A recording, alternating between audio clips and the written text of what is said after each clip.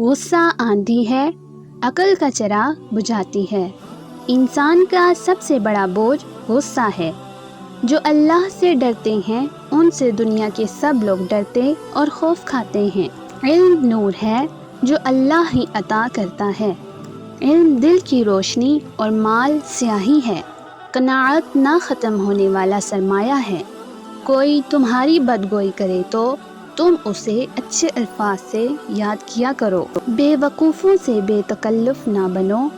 اگر کسی سے غلطی سرزد ہو جائے تو اسے معاف کر دیا کرو۔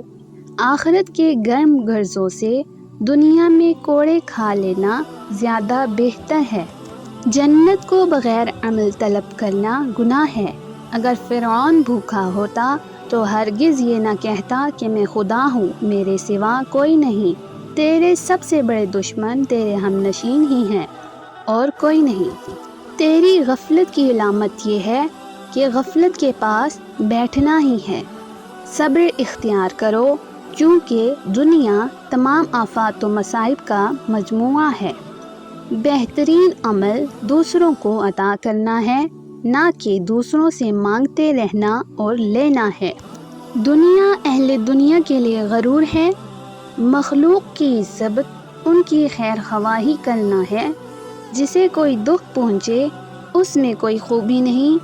ظالم مظلوم کی دنیا کو بگاڑ ڈالتا ہے۔ بے ادب خالق و مخلوق کا معتوب ہے۔ عقل پہلے دل سے پھر منہ سے نکالتا ہے۔ بدگمانی تمام فائدوں کو بند کر ڈالتی ہے۔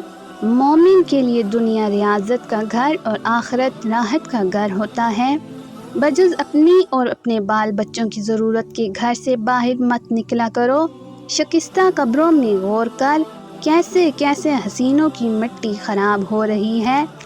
تیرا کلام بتا دے گا کہ تیرے دل کے اندر کیا چھپا ہوا ہے۔ نیک عادت فاسق کی صحبت بدخو حاکم کی صحبت سے اچھی ہوتی ہے۔ ظاہر و باطن میں ہر طرح خدا کی رضا پر راضی رہنا ہے۔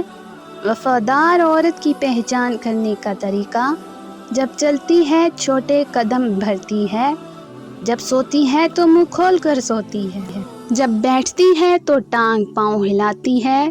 خدا کے دشمنوں کو راضی رکھنا عقل و دانش سے دوری کی علامت ہے۔ ایک گناہ بہت اور ہزار اطاعت قلیل۔ خوش آمدید لوگ تیرے لیے تکبر ہیں۔ دوسروں کے مال کی حرص نہ کرنا سخاوت کی ایک بڑی علامت ہے۔